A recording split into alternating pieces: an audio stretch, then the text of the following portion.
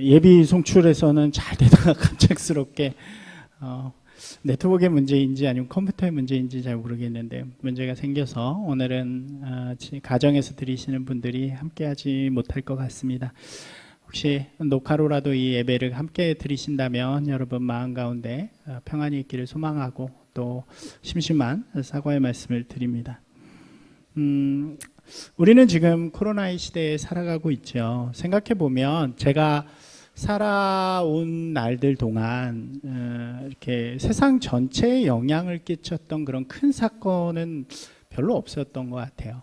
그러니까 굳이 따지자면 이 스마트폰과 인터넷 발달로 인해서 생활의 습관들이 좀 바뀐 정도, 그게 아마도 제 기억 속에서는 전 세계 온 세상에 좀 영향을 끼친 것 같은데 이번 코로나 사태가 어떻게 보면 온 세상에 굉장히 큰 영향력을 끼치는, 그래서 삶의 패턴과 사람들의 인식을 변화시킬 수 있는 큰 일이라고 할 수 있겠죠.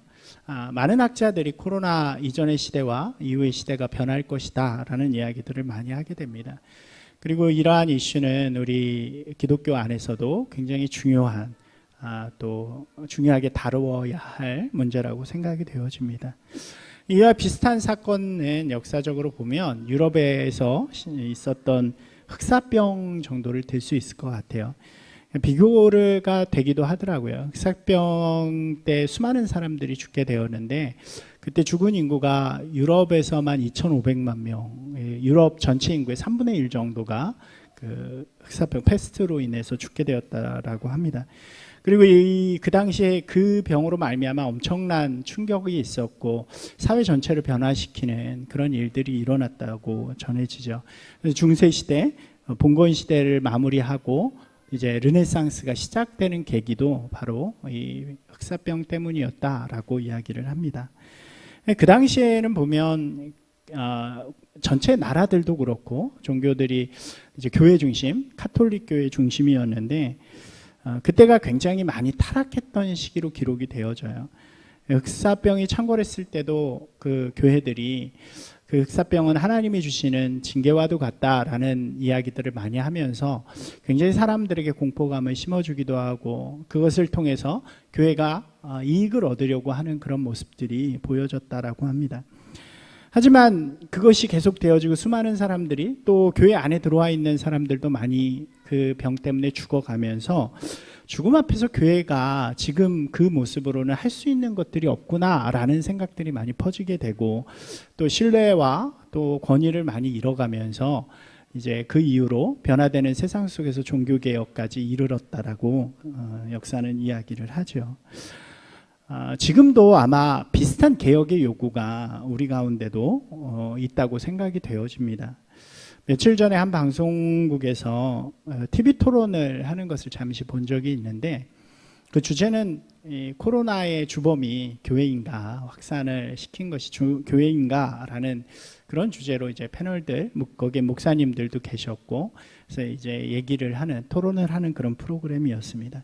근데 그 중에서 한 교수님의 말씀이 굉장히 인상적으로 저에게 남았어요. 그분은 이렇게 이야기하는 거예요. 지금 문제가 되고 있는 교회는 많지 않습니다. 소수의 교회죠. 그 교회들의 수에 비하면 소수의 교회지만 지금 교회 전체가 가지는 인식 자체가 그러한 교회들을 만들어내었다라고 이야기를 하는 것입니다. 우리 교회는 안 나왔는데 혹은 우리 교회는 방역 잘하는데 왜 교회만 갖고 그러냐라고 하는 그런 인식으로는 지금 이렇게 조금은 좋지 않은 인식 가운데 있는 교회가 그 모습을 발전시키거나 변화시키기는 어려울 것이다 라고 이야기를 하는 거죠. 교회가 세상으로부터 비난받는 것을 겉으로 보면 뭐 대면 예배라든가 또 방역을 좀 잘 지키지 못해서 코로나 환자가 나온 것, 그렇게 볼 수 있지만 좀 더 근본적인 이유는 교회가 가지는 조금 이기적이고 혹은 조금은 세속적인 모습들 때문이다라고 이야기를 하는 것입니다. 요즘 교회는 그렇게 보는 것 같아요. 요즘 교회를 세상은 그렇게 보는 것 같아요. 조금은 이기적으로 또 이기적인 집단으로 그렇게 보는 것 같습니다. 이기적이라는 것은 그런 거죠. 나만을 위해 존재하는 것이죠. 다른 이들과 함께 있지만 그들이 어떻게 되든지 피해를 보든지 혹은 상처를 보든 입든지 상관없이 나만을 위해서 나의 주장대로 그렇게 행동하는 것을 우리는 이기적이라고 이야기를 합니다. 교회가 세상 가운데 그런 모습으로 비춰지고 있고 그 전부터 그렇게 비춰지고 있었고 그러한 모습들이 코로나로 말미암아 사람들한테 확 부각이 되었다, 이렇게 보는 것입니다. 그리고 그것이 비난의 화살을 맞게 되어지는 거죠. 저는 이것은 참 가슴 아픈 일이라고 생각을 합니다. 물론 억울한 측면들도 있죠. 교회가 다 그런 것도 아니고 교회 본 모습이 그런 것도 아니지만 이런 비난을 듣게 되다 보면 저도 속상하고 또 한편으로는 억울하기도 하고 또 아픈 마음도 있습니다. 하지만 우리가 지금 그러한 비난이 이렇게 그냥 단순히 억울하거나 가슴 아플 것이 아니라 그 비난이 모두 우리의 것이라는 것을 인식하고 또 그것을 잘 받으면서 견뎌내는 것도 어떻게 보면 우리의 책임이라고 생각을 합니다. 우리는 하나의 교회이고 하나의 전체적인 공동체이기 때문이라고 할 수 있겠죠. 근데 그것보다도 더 중요한 것은 잘 견디고 이겨내는 것도 중요하지만 그보다 더 중요한 것은 이 기회를 통해서 어떤 모습으로 변화되어져 갈 것인가, 어떤 모습으로 세상 가운데 우리가 그런 사람들이 아닙니다. 우리의 기독교는, 우리의 종교는, 우리 교회들은 그런 모습이 아닙니다 라는 것을 보여줄 수 있는가가 더 중요하다고 할 수 있겠죠. 저는 이것이 우리에게 보내는 메시지라고 생각을 합니다. 그리스도인은요, 하나님의 백성은 이 메시지를 잘 받는 사람들이 되어야 하는 거죠. 그 메시지를 무시하면 결국 돌이킬 수 없고 그것에 대한 책임을 질 수밖에 없는 것입니다. 이번 주 우리가 매일 묵상을 통해 나눈 말씀에 보면 유다의 왕인 아하스라는 인물이 등장을 합니다. 이 사람은 유다의 왕들 중에서도 손꼽힐 정도로 악한 왕이었어요. 이 사람 전에 왕이 할아버지가 우시아라는 왕이었고 그 다음 아들이 요담이라는 왕이었는데 우리가 그래도 우시아에 대해서 많이 들어봤죠. 우시아는 평생 동안 굉장히 오랫동안 왕위에 올랐었는데 그 평생 동안 하나님 앞에 굉장히 신실한 왕이었습니다. 하나님을 잘 섬겼고 그로 인해서 나라가 굉장히 어려워졌던 나라가 다시 부강해지는 일들을 겪게 되죠. 근데 우리가 잘 아는 것처럼 말년에 좀 교만함이 생겨서 제사장의 역할을 하려고 하다가 하나님의 징계를 통해서 나병에 걸리게 됩니다. 율법에 보면 나병에 걸린 사람들은 백성으로부터 분리가 되잖아요. 그래서 우시아는 말년에 별도의 왕궁으로 가서 살게 됩니다. 그리고 그 아들 요담이 왕위에 오르게 된 요담은 그 아버지를 보면서 그것을 메시지로 받았던 것 같아요. 그래서 평생을 나는 아버지처럼은 하지 말아야지 하는 마음으로 하나님을 잘 섬겨서 요담에 대한 기록은 굉장히 짧게 있지만 그 내용 가운데 악한 모습이 하나도 드러나지 않는 몇 되지 않는 왕 중에 하나였습니다. 이 성경도 재밌게 이야기해요. 하나님을 잘 섬겼지만 아버지의 길은 따르지 않았다 이렇게 이야기를 하거든요. 근데 그 다음에 누가 왕이 되냐면 오늘 아까 말씀드린 아하스라는 인물이 왕이 되는데 이 아하스라는 인물은 왜 그랬는지는 잘 모르겠어요. 어떤 일인지는 잘 모르겠는데 나라를 완전히 거꾸로 돌려놓는 일들을 하게 됩니다. 그 앞선 시대 속에서 가장 악한 왕, 유대의 가장 악한 왕이었다라고 손꼽히는, 그러니까 왕은 아니었죠 원래는. 아달랴라는 여왕이 있었잖아요. 그때의 나라를 다시 돌려놓는데 어떻게 보면 그것보다 더 악한 시대로 돌려놓게 돼요.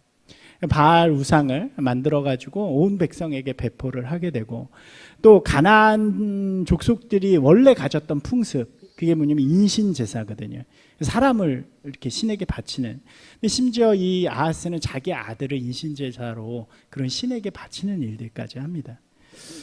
하나님께서 이 아하스를 징계하세요. 구약의 역사에서 보면 항상 이 백성들 왕이 범죄하였을 때 하나님께서 이방 민족을 통해서 징계를 하시잖아요. 이때 이 아람이라는 나라와 이스라엘이 연합해서 유다를 치게 됩니다.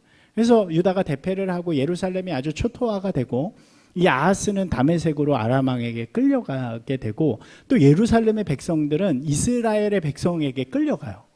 그러니까 같은 동족인데 포로로 잡아가서 이렇게 근데 결국 다 풀어주게 되긴 하지만 그런 일들이 일어나죠. 포로로 잡혀갔던 아하스가 돌아옵니다. 그러면 여러분 우리가 생각할 때 내가 잘못했구나, 내가 징계를 받았구나 하는 생각을 들 수 있겠죠. 그런 메시지를 받았어야 하지만 이 아하스는 변하지 않습니다. 그럼에도 불구하고 또 악을 행하는 왕이 돼요. 그래서 하나님께서 이번엔 에돔이라는 나라를 통해서 칩니다. 근데 이미 나라가 초토화돼서 힘이 없으니까 어떻게 해야 될까 하다가 원래 우리의 예상대로라면 좀 하나님 앞에 기도하고 승리했으면 좋겠는데 이번에는 북방에서 일어난 아주 신세력인데 큰 세력 아수르 왕에게 성전에 남은 보물들을 다 긁어 모아서 또 왕궁의 보물들을 다 긁어 모아서 바치면서 우리를 좀 구해달라고 이야기를 합니다. 이 아수르 왕이 아주 교활한 게 받기만 하고 입을 싹 닦아요. 그리고 오히려 유다를 공격하는 일들이 일어나게 되죠. 이 아하스의 시대 완전히 초토화가 되고 패배하고 성전도 왕궁도 완전히 망가지는 그런 일이 일어났어요. 그럼 이제 좀 회개하면 좋겠죠. 근데 이 아하스는 그때도 회개하지 않고 돌이키지 않습니다.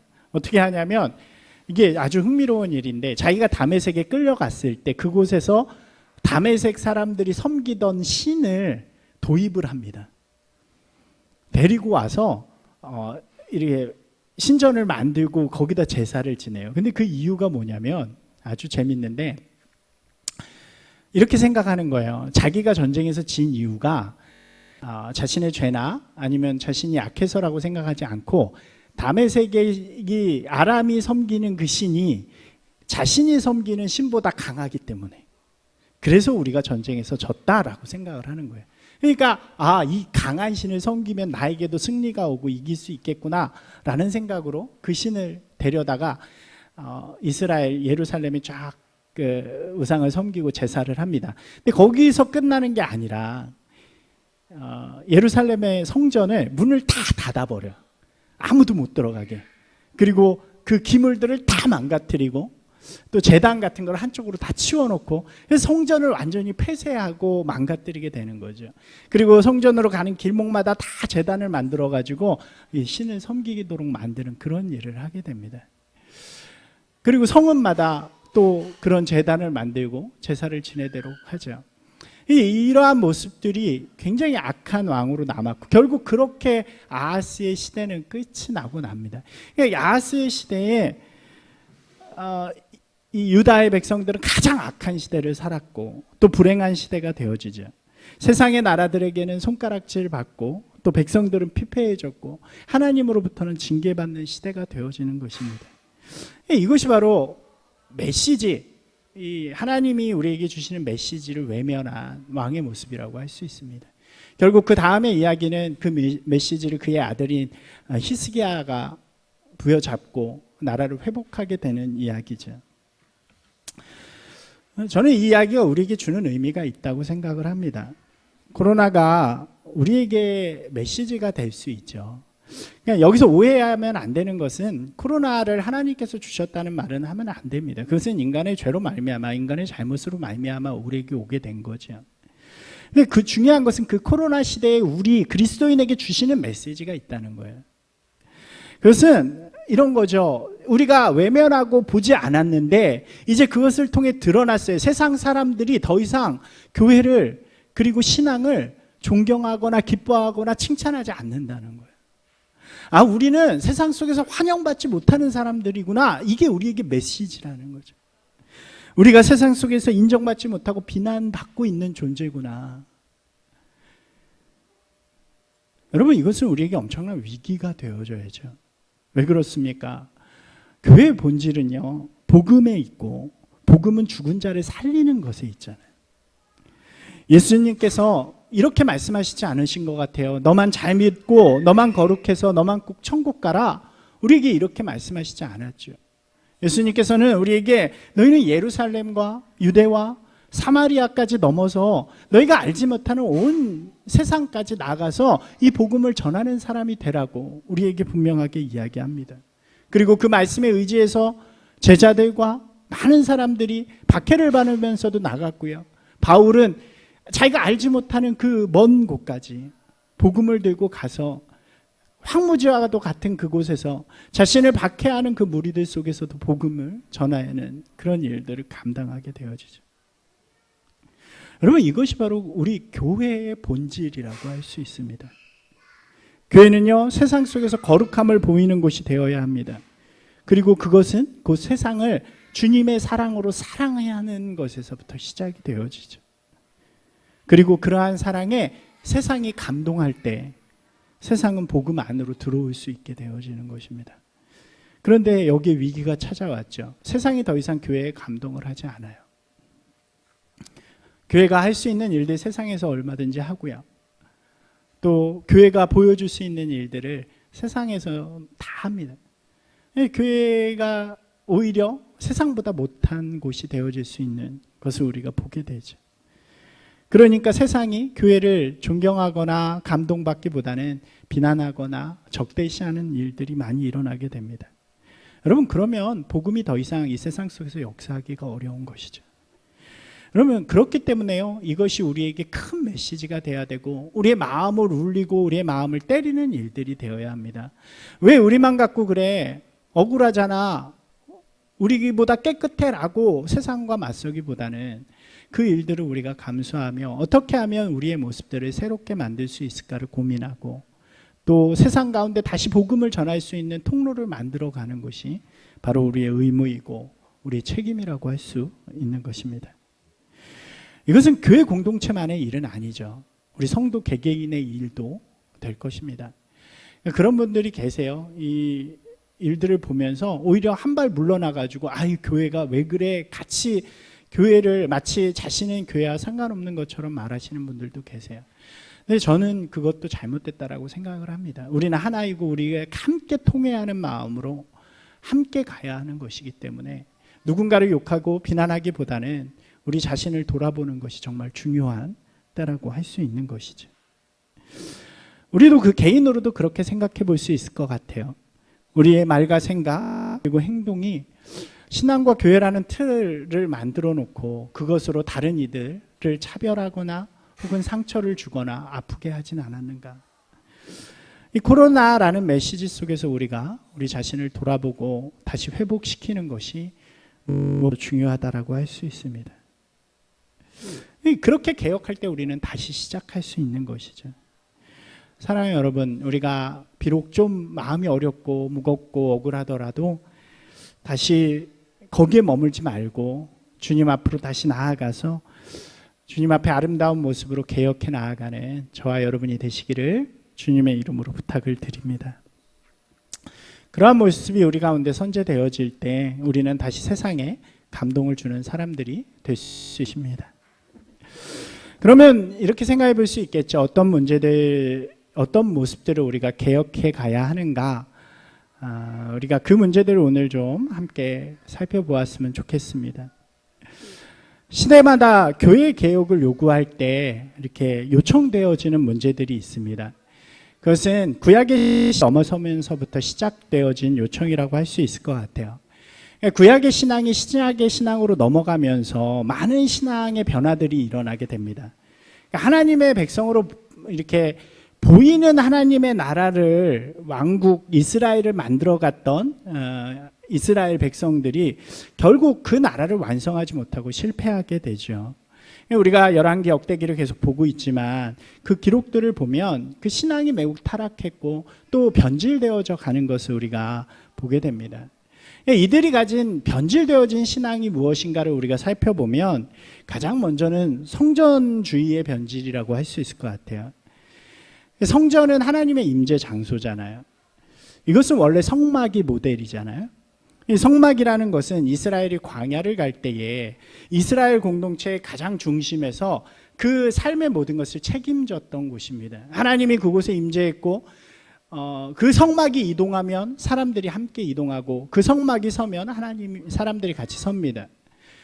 사람들이 삶의 윤리 속에서 성막을 바라보면서 살아가고 또 율법과 제 중심이 바로 성막이 되어요. 그렇기 때문에 성막이라는 것은 단순히 종교적인 어떤 행위를 위한 것이 아니라 삶의 중심이었고 또 하나님께서 우리와 함께 계시다는 실제적인 증거라고 할 수 있습니다. 그런데 이것이 가나안 정복 이후에 솔로몬의 성전이 되면서 그리고 그 이후에 조금씩 변질되어져 가는 것을 볼 수 있겠죠. 백성들은요, 백성들의 실제적인 삶, 사람들의 실제적인 삶은 더 이상 성전하고는 별로 상관이 없는 채로 살아갑니다. 그냥 그곳에서 제사 드리면 되는 거고요. 제의를 잘 드리면 되는 곳입니다. 내가 살아가는 삶의 자리에서 크게 하나님의 모습과 또 그 성전의 모습과는 상관이 없는 거죠. 그러다 보니까 어떤 일이 일어나냐면 사람들이 삶의 자리에서는 우상을 섬기기도 하고 나에게 비를 내려줄 다른 신들을 섬기기도 하고 제사 지내기도 하고 그러면서도 절기가 되면 하나님 앞에 제사 드리고 이런 일들이 일어나게 되어지는 것입니다. 그러니까 내 삶이 어떻든지 그것이 하나님하고는 상관이 없이 그저 종교적 제의를 위한 장소가 되어지는 것이 바로 성전이라고 할 수 있겠죠. 이것이 굉장히 왜곡되어진, 변질되어진 성전주의라고 할 수 있습니다. 두 번째는 성민 사상의 변질이었어요. 아브라함을 통해 이스라엘을 선택하신 하나님께서는 아브라함에게 너는 세상 가운데 복이 될 거라고 이야기를 하세요. 이렇게 말씀하시죠. 세상 사람들이 너로 말미암아 복을 받을 것이다. 그리고 그 후예인 이스라엘에게는 하나님께서 너희는 나의 제사장 나라가 될 것이다 라고 이야기를 해요. 이것은 그냥 너희가 나한테 선택받았으니까 너희만 나의 백성들이야 라는 의미가 아니라 너희는 너희를 통해 하나님의 복이 전달되어지는 그런 백성으로 살아라, 그런 사람으로 살아라 라고 하는 하나님의 말씀이라고 할 수 있는 것이죠. 즉 나를 통해 우리를 통해 하나님의 복이 세상 가운데 흘러가도록 하는 것이 바로 진정한 선민의 의미였다라고 할 수 있는 것입니다. 그런데 선민 사상은 시간이 가면서 변질되어지기 시작하죠. 우리 외에는 하나님의 선택이 없어. 그러니까 우리는 우월하고 다른 사람들, 이방인들은 아주 비천하고 부족한 사람들이라고 여기기 시작합니다. 무시하고 외면합니다. 더 나아가서 같은 유대인일지라도 온전하지 못한 사람까지도 그렇게 무시받고 천대받는 시대로 변하게 되죠. 매우 변질되어진 신앙이라고 할 수 있습니다. 마지막은 하나님 나라의 변질이에요. 그러니까 보이는 나라에서의 가장 이렇게 중요한 것은 이 사람들이 하나님을 잘 섬기는 것입니다. 잘 섬겨서 하나님 나라가, 하나님의 통치가 이루어지는 나라가 되면 하나님께서 그 가운데 형통과 평강을 주시는 거예요. 이게 굉장히 중요한 보이는 나라의 모델이죠. 근데 이스라엘이요, 시간이 가면서 이것이 왜곡되어져서 하나님을 섬기는 것엔 큰 관심이 없고 그가 주시는 복과 평강과 형통에만 관심을 가지게 되죠. 믿으면 잘 살아야 되고 성공해야 되고 이겨야 되고 승리해야 되는 것이 바로 그런 모습이 되어집니다. 그래서 매우 세속적이고 현실적인 모습으로 변질되어졌다라고 할 수 있는 거죠. 성전주의의 변질, 선민사상의 변질, 그리고 하나님 나라의 변질, 이러한 신앙의 모습들은 결국 이스라엘을 범죄하도록 만들게 되고 그것은 결국 보이는 나라 이스라엘이 망하게 되는, 멸망하게 되는 결과를 가져오게 됩니다.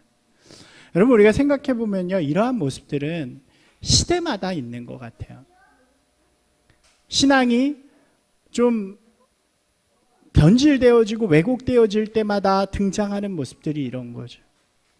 그리고 그 문제들이 가득해지면 그거에 대한 요청들이 교회에 들어오게 되고 교회는 그 어려움들 속에서 자기를 갱신하고 개혁해서 새로운 하나님의 나라를 다시 세워가는 것이 역사의 순간들이라고 할 수 있습니다. 예수님 시대에도 마찬가지였어요. 예수님께서 오시기 전에 이스라엘은 격변의 시대를 맞이하게 되죠. 엄청난 위기를 맞이합니다. 성전이 파괴가 돼요. 바벨론에 의해서 파괴가 됩니다. 그래서 사람들은 엄청 당황해요. 하나님이 계신 곳이 파괴가 된 거예요. 그래서 그들은 자신의 죄를 통회하면서 또다시 성전을 짓지만 그 성전이 3번에 걸쳐서 완전히 파괴가 됩니다. 로마에 의해서 2번 더 파괴가 되죠. 더 이상 하나님이 임재하시는 성전이 사라진 거예요. 북이스라엘로부터 시작해서 남유다, 그리고 그 뒤에 세워지는 임시정부까지 모두 다 멸망하게 되어집니다. 나라가 사라지게 되는 거예요. 그리고 이 사람들은 포로로 끌려가고 혹은 각지로 도망해서 세상 가운데 살아가게 됩니다. 그러다 보니까 뭐를 느끼냐면 더 이상 우리가 주인공이란 말을 하기 힘들구나. 자신들보다 더 발달된 곳들을 바라보기도 하고 더 잘 살고 더 강한 민족들을 보면서 우리가 이제 주인공이 아니구나 하는 그런 균열들이 생기기 시작해요. 그리고 보이는 나라가 완전히 없어지고 삶이 피폐해지면서 이들은 오늘 삶을 보장할 수 없기 때문에 메시아에 대한 소망을 품기 시작하죠. 여러분, 이들의 입장에서 보면요, 자신들이 지켜왔던 신앙의 전통들이 모두 깨지는 순간이 온 거예요. 그리고 그 시간에 예수님께서 이 땅에 오셔서 새로운 신앙의 패러다임을 보여주기 시작하는 거죠. 완전한 신앙의 개혁이 일어나게 되어집니다. 그것이 바로 기독교 신앙의 최초 개혁이고 기독교의 시작이라고 할 수 있는 것이죠. 어떤 변화들이 있었나요? 첫 번째는요, 하나님께서 성도에게 임하는 시대가 온 것입니다. 그전에는 성전에 임하셨던 하나님이 이제 성전이 깨어지고 성전 휘장이 무너지면서 믿는 자 한 사람 한 사람의 마음에 오시기 시작하는 시대가 되어졌어요. 그래서 우리의 신앙은 성전 중심의 신앙이 아니라 성도 중심의 신앙으로 변화되었다는 것입니다. 여러분, 우리가 지난주에도 제가 말씀드렸지만 오해해서는 안 되는 분명한 것이 있습니다. 그것은 교회와 성전은 다르다는 거예요. 우리가 이렇게 성전의 건물을 세울 때 성전 건축이라는 말을 쓰잖아요. 근데 그것도 좀 조심해야 될 말 중에 하나예요. 왜냐하면 교회는 성전이 아니니까요. 제가 저번 주에도 말씀드렸지만 성전은 오직 예루살렘에 있는 그것만이 성전입니다. 지금은 그것도 없지만 더 이상 성전은 우리 가운데 존재하지 않아요. 보이는 성전으로. 하나님께서 우리 가운데 임하셨기 때문에 이제 보이지 않는 성전으로 우리 자신이 성전이 되어진 거죠. 여러분, 우리가 정확히 해야 될 건요, 우리는 교회에 하나님을 만나기 위해서 가는 것이 아닙니다. 하나님이 교회에 계셔서 우리가 하나님 만나러 교회 가야지, 이건 잘못된 거예요. 왜요? 우리 가운데 이미 하나님께서는 함께 하시고 존재하고 계시기 때문입니다. 교회라는 것은 무엇이냐면 그렇게 하나님을 모신 사람들이 함께 할 때 그것을 교회라고 부르죠. 그렇기 때문에 교회는 건물이 아니라 믿는 사람들이 모여있는 공동체를 교회라고 부르는 것입니다. 여러분, 우리가 비록 함께 모이지 못하지만 또 각 가정에서 혹은 우리가 있는 처소에서 그렇게 모여있는 곳이 바로 교회가 되어지고 또 온라인으로도 함께 할 때 그것이 바로 교회가 되어진다라고 이야기할 수 있는 것입니다. 이 교회는요, 그러니까 하나님이 우리만 있다라고 이야기하면서 세상 가운데 열로 와야만 하나님을 만날 수 있으니까 와, 이곳은 거룩한 곳이야 라고 외치는 곳이 되어서는 안 된다는 것이죠. 오히려 믿는 자들이 함께 모여서 예배하고 사랑을 나누면서 세상 가운데 하나님을 전하는 통로가 될 수 있도록 도와주고 또 그것을 훈련하고 실제적으로 도전하는 곳이 바로 교회가 되어지는 것입니다. 여러분, 이 시대에 이 개혁이 정말로 중요하죠. 성을 쌓는 민족은 망하고 길을 내는 민족은 흥한다라고 역사는 이야기합니다.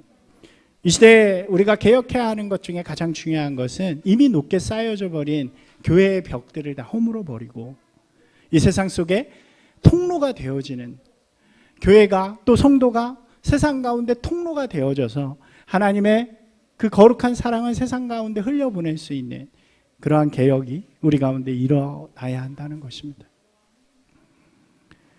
교회 안에 거룩한 모양이 아니라 우리 삶 속에 주님이 원하시고 기뻐하시는 아름다운 모습을 보여줄 수 있는 신앙이 되어야 하는 거죠. 또 우리 가운데 하나님이 함께 하신다는 것은 이제 제의적인 일뿐만 아니라 그냥 단순히 예배드리고 단순히 뭔가 교회 와서 하는 행동뿐만 아니라 우리의 삶의 자리가 바로 하나님을 모신 예배의 자리가 되어야 한다는 것을 의미하는 것이기도 합니다. 이것이 우리 가운데 있어야 하는 예수님께서 하신 개혁의 첫 번째 모습이라고 할 수 있겠죠. 두 번째는요, 이제 복음이 모든 이들에게 전달되는 시대가 되었다는 거예요. 복음에는 차별이 없죠. 오직 이스라엘에게만 주어졌던 하나님의 백성의 타이틀이 예수 그리스도의 복음으로 말미암아 모든 이에게 주어집니다.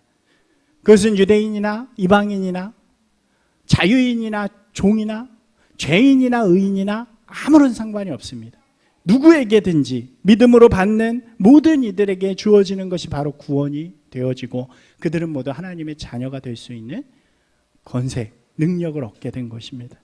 여러분, 이것은 엄청나게 파격적인 변화였죠. 예수님 이후로 그 누구에게도 복음은 역사할 수 있는 그런 시대가 되었습니다. 하지만 문제는 이 복음을 유대인들이 받지 못해요. 유대인들에게 역사하지 못합니다. 왜 그렇습니까? 그들은 이 사실을 용납할 수 없었기 때문이죠. 우리만 누리는 이 권세가, 이 놀라운 축복을 우리가 인정하지 못하는 이방인에게, 아니 이방인보다도 못하다고 여기는 사마리아인에게 안 돼요. 그들은 이것을 거부합니다. 그래서 그것을 이야기하는 예수님을 죽이고요, 또 복음을 방해하고요, 바울을 핍박하게 되어지는 것입니다. 이러한 유대인의 마음이요, 여러분 우리 가운데도 존재하지 않나요? 이 시대에 우리 그리스도인의 마음들이 신선민 사상이 되어진 것 같아요. 마치 우리만 특별한 존재가 되어져서 세상과는 달라, 너넨 다 악하고 우리는 거룩해 라고 외치는 것 같은 모습들이 우리 가운데 혹시 있지 않은가요? 세상이 그렇게 보는 것 같아요. 우리의 윤리의 기준을 두고 그것에 적합하지 않으면 구원의 자리를 나누어 주려고 하지 않죠. 우리가 요구하는 이 정도까지는 돼야 적어도 구원의 자리로 들어올 수 있습니다 라고 이야기하는 모습이 우리 가운데도 있죠. 여러분, 우리가 지난주에 유대주의자들에게 대해서 나누었는데 그런 유대주의자의 모습이 우리 가운데 동일하게 있지 않은가 좀 생각해 볼 때가 있죠. 여러분, 근데 중요한 건 성경은 우리에게 뭐라고 이야기하냐면 구원은, 복음은 죄인에게 역사하는 능력이라고 이야기합니다. 그리스도인은요, 세상의 사람들을 비난하면서 구원을 뽐내는 사람들이 아니라 그들을 향해 하나님의 사랑의 메시지를 전하고 어떤 죄인이라도 용납할 수 있는, 받아줄 수 있는 준비가 되어지는 그런 사람들이 되어야 한다는 거죠. 이것이 바로 예수님께서 이 땅에 오셔서 한 두 번째 개혁이라고 할 수 있습니다. 마지막 개혁은요, 하나님의 나라를 소망하는 시대가 되었다는 거예요. 예수님께서 이 땅에 와서 가장 많이 외치신 말씀은요, 하나님의 나라였습니다. 천국이 가까웠다. 천국은 이러하니, 하나님의 말씀에는요, 하나님의 나라, 예수님의 말씀에는 천국과 하나님의 나라가 가득합니다. 여러분, 그것은요, 하나님의 뜻이 이루어지는 곳을 의미하고요, 또 그 하나님의 뜻은 바로 사랑에 있다라고 요한복음은 분명하게 정의해 주죠. 여러분, 우리는요, 예수 그리스도의 은혜로 하나님의 자녀가 된 사람들입니다. 그렇기 때문에 이제 성도, 하나님의 자녀가 된 사람들은요, 그 삶의 자리에서 먼저 하나님을 사랑하고 하나님의 사랑으로 우리와 함께한 이들을 사랑하는 것, 그것이 우리의 의무이자 책임이 되어진 것입니다. 그리고 그 일을 통해서 하나님의 나라가 우리 가운데, 우리가 서 있는 곳에 이루어지게 되어진다는 거죠. 그리스도인은요, 그걸 꿈꾸는 사람이 되는 거예요. 예수님께서 그렇게 말씀하세요. 새 계명을 주노니 서로 사랑하라. 내가 너희를 사랑한 것 같이 너희도 서로 사랑하라. 너희가 사랑하면 비로소 너희가 이 땅 가운데 하나님의 자녀인 것을 알게 되리라. 하나님의 나라, 하나님이 통치하시는 그 사랑의 나라가 우리를 통해서 이루어지고 그것을 우리가 꿈꾸면서 척박하고 어려운 상황 속에서도, 환경 속에서도 그렇게 하나님의 나라를 일구어가는 시대가 되었다는 것입니다. 그리스도인은요, 우리가 살아가는 삶의 자리에서 하나님의 나라를 꿈꾸는 사람으로 살아가는 것입니다.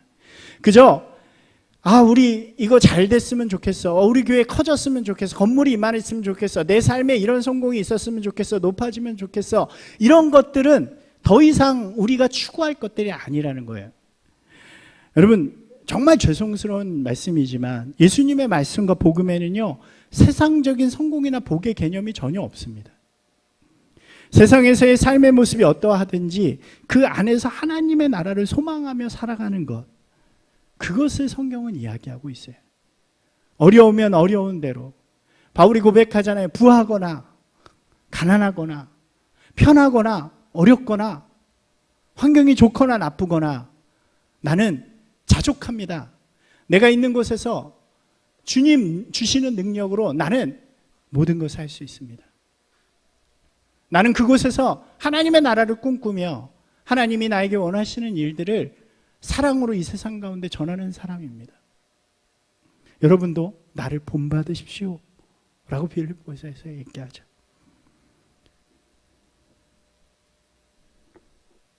그것이 우리 가정 가운데서부터 시작되어져야 하고요.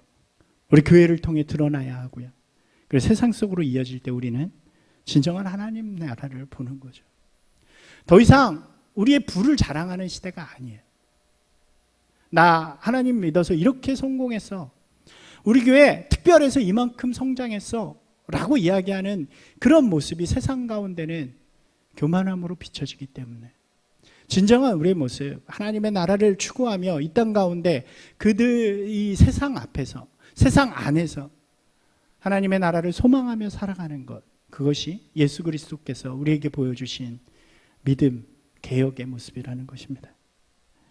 이것이 예수님께서 보여주신 새로운 신앙의 모델이 되었어요. 이제 성전이 아니라 성도 개인에게 임하시는 하나님의 날. 선민 이들만 선택한 것이 아니라 하나 예수 그리스도로 말미암아 모든 이들에게 전달되어진 복음. 이 땅에서의 현실적인 세속적인 축복이 아니라 하나님의 나라를 꿈꾸는 성도. 이것이 동일하게 우리의 개혁의 주제라고 할 수 있겠죠. 신앙이 병되면요, 항상 교회는 자신을 성전처럼 높이기 시작하는 것 같아요. 그리고 그 안에 모인 성도들은요, 자신들을 특별히 자격 있는 사람들로 이야기하죠. 그리고 그것은 반드시 부와 명예, 세상의 성공으로 이어져야 한다고 이야기합니다. 그리고 그것을 추구하도록 만들어가는 것이 변질된 신앙이라고 할 수 있겠죠. 하지만 그렇게 자기를 교회가 높일수록 세상은 이렇게 반대로 교회를 등지고 교회가 위기를 맞이하게 되는 것 같습니다. 지금의 모습도 어떻게 보면 그런 것 같아요. 우리나라도 기독교가 들어온 지 100년이 넘었고요. 시간을 지나가면서 기독교 그리고 기독교인들이 세상의 주류가 되어진 것 같아요. 그러다 보니까 좀 교만해지기도 하고 또 변질되어진 신앙들이 우리 가운데 싹 트고 또 그것이 이번 코로나를 통해서 이렇게 확연하게 드러나지는 세상이 우리를 보는 시선들이 드러나지는 계기가 된 것 같습니다. 저는 개인적으로 이 잘못의 가장 큰 원인은요, 목회자들에게 있다고 생각을 해요. 저를 비롯한 목사들의 잘못된 가르침, 잘못된 이야기들이 가장 주된 이유라고 생각을 합니다. 특별히 우리나라는 개교회가 살아남아야 하잖아요. 우리도 마찬가지로 개척교회지만 개교회가 살아남으려면 이것 교회를 강조하게 되는 것 같아요. 자꾸 모아야죠. 교회 안에 와야만 뭘 할 수 있습니다. 여러분, 세상에서가 아니라 교회 안으로 오십시오. 세상과 놀지 마세요. 교회 와서 노십시오. 교회는 특별한 곳입니다. 그리고 교회에 오면 하나님이 주시는 특별한 어떤 은혜를 받습니다 라고 이야기할 수밖에 없는 것 같아요. 그러다 보면 교회는요, 교회가 아니라 성전으로 변하는 거죠. 왜요? 우리 교회에 하나님이 오시니까. 그리고 우리 성도들은 특별해져야 하는 것입니다. 우리 특별한 교회에 오신 분들은 특별합니다 라고 이야기하는 거죠. 그리고 종교적인 행위를 강조하다 보면 아무래도 그에 대한 보답도 함께 이야기하게 되는 거죠. 무엇을 많이 하면 여러분 삶의 축복을 받습니다. 성공할 수 있습니다. 헌금을 많이 내면 요번 승진합니다. 여러분, 잘못된 모습이죠. 저를 비롯한 목사들이요, 이것을 바라보면서 통렬히 회개하고 또 돌이켜야 한다라고 저는 생각을 합니다. 코로나로 찾아온 기독교의 위기가 이러한 왜곡되고 변질된 모습을 돌이키는 귀한 계기가 되기를 소망합니다. 성도와 목회자 그리고 교회가 스스로 통렬하게 반성하며 예수 그리스도의 말씀 앞에서 다시 신앙의 본질을 찾고 그것을 통해 종말의 시대에 빛이 될 수 있는 그런 우리 기독교가 되기를 마음으로 이렇게 소망해 봅니다. 사랑하는 여러분, 여러분이 있는 자리가 성전이 되기를 소망합니다. 하나님이 함께 하시는 장소, 세상 사람들을 향해 사랑을 나누고 또 복음을 전하는 분들이 되시기 바랍니다. 우리의 삶을 통해 이루어지는 하나님의 나라를 꿈꾸며 헌신하고 도전해가는 귀한 분들이 되시기 바랍니다. 그것이 우리 성도들이 갖는 개혁이 되어야 할 것 같아요. 우리 목회자들은 성경으로 돌아가서 주님이 우리에게 말씀하신 것을 욕심 없이 전하고 그것에 합당한 진실한 삶을 살아가도록 노력하는 것이 우리 목회자들의 또 개혁이 되어야 한다라고 생각을 합니다. 나의 욕망을 위해 성도들을 선동하는 것이 아니라 성경 앞에 겸손히 서서 진실된 말씀을 전하는 선지자적 메신저가 되어야 하고 또 그렇게 노력하는 저희들이 되기를 소망합니다. 교회들은요, 경쟁과 욕심을 버리고 축복의 통로요, 사랑의 통로로 사용되는 공동체가 되어야 할 것입니다. 우리가 이렇게 다시 세상 앞에 설 때에 하나님께서는 우리를 다시 세우시고 세상에서 칭찬받고 인정받고 또 세상에 감동을 줄 수 있는 세상 사람들에게 복음을 전할 수 있는 교회로 다시 세우실 것이라고 믿습니다. 사랑하는 여러분, 우리 다시 시작하십시다. 하나님께서는 우리와 함께 하시고 우리의 개혁을 응원하시며 또 우리를 다시 세우실 줄로 믿습니다. 이 귀한 개혁의 길을 시작하는 저와 여러분이 되시기를, 먼저 우리가 작고 보잘것 없지만 우리의 삶의 자리에서 또 우리가 있는 그곳에서부터 우리의 신앙의 개혁을 시작하는 귀한 분들이 되어 주시기를 주님의 이름으로 부탁을 드립니다. 함께 기도하겠습니다.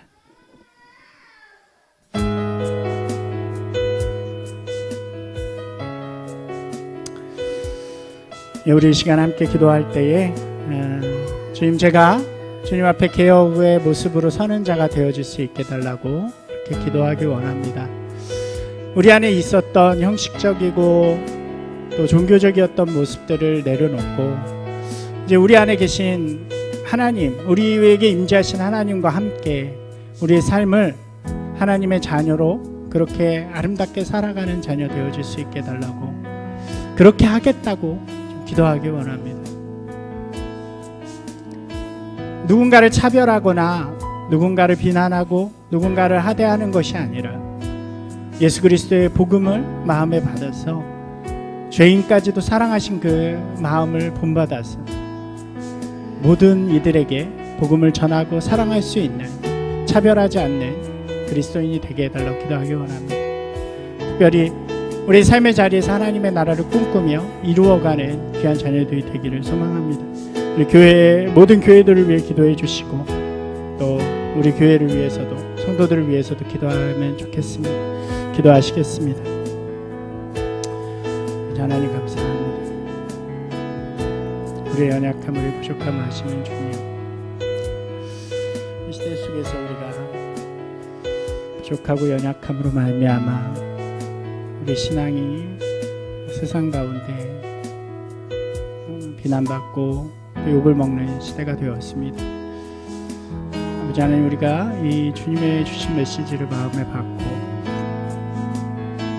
이 자신을 돌아보며 개혁을 손길로 나아갈 수 있는 귀한 자녀를 될 수 있도록 주님 역사하여 주시옵소서.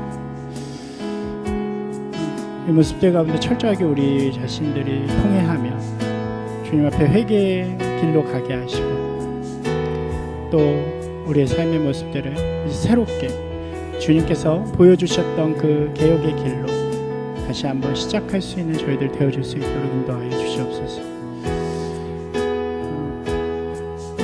우리가 함께 하시는 그 주님이 우리의 계심을 분명하게 고백하며 우리 삶의 자리에서 거룩한 하나님의 백성으로 살아가게 하시고 어쨌든 성전주의 이겨낼 수 있는 저희들 되게 하여 주시옵소서.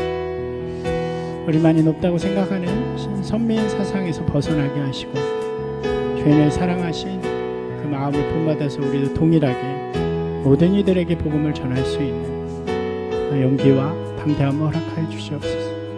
우리 삶의 자리에서 하나님의 나라를 꿈꾸며 하나님 하나님의 나라를 이루어갈 수 있는 도전들이 우리 가운데 있게 하여 주시옵소서. 함께 하여 주시옵소서. 새롭게 하여 주시옵소서. 역사하여 주시옵소서.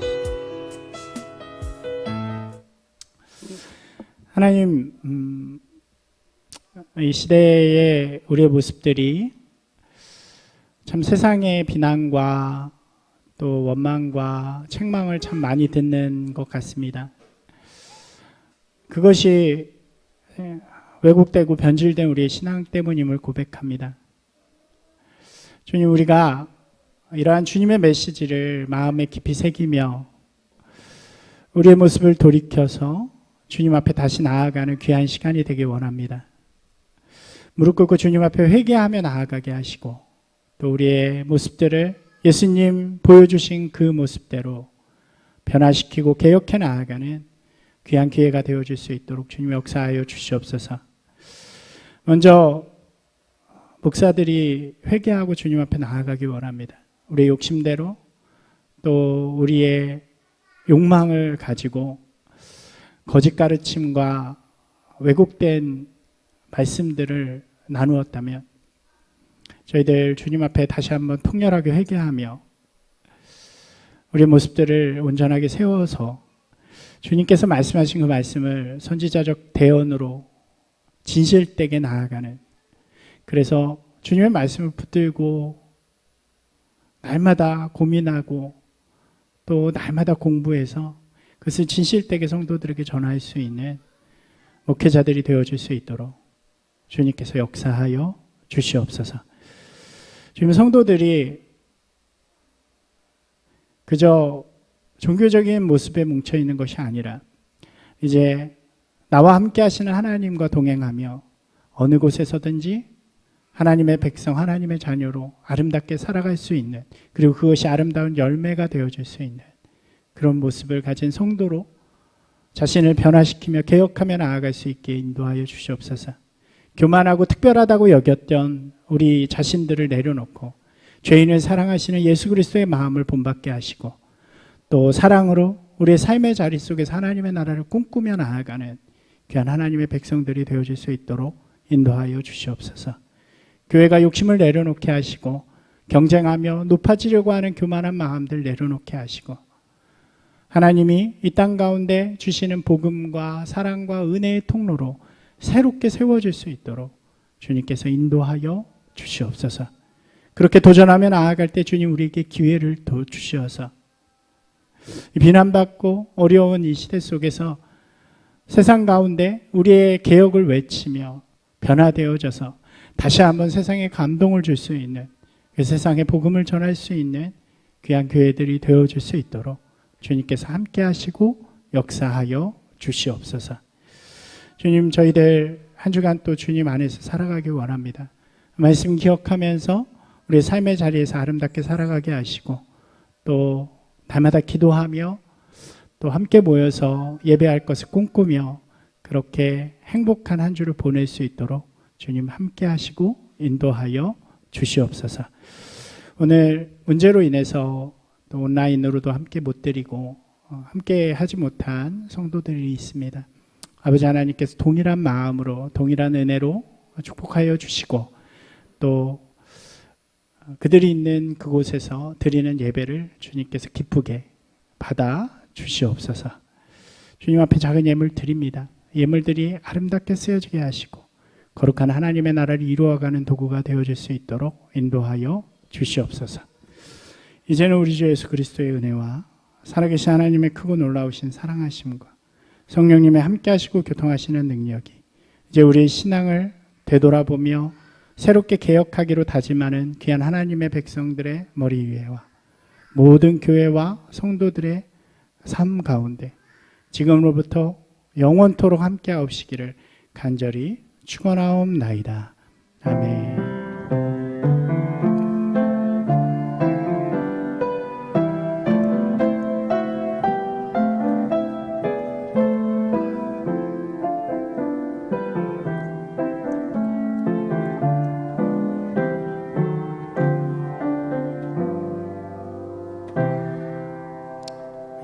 예배를 모두 마쳤습니다. 죄송합니다.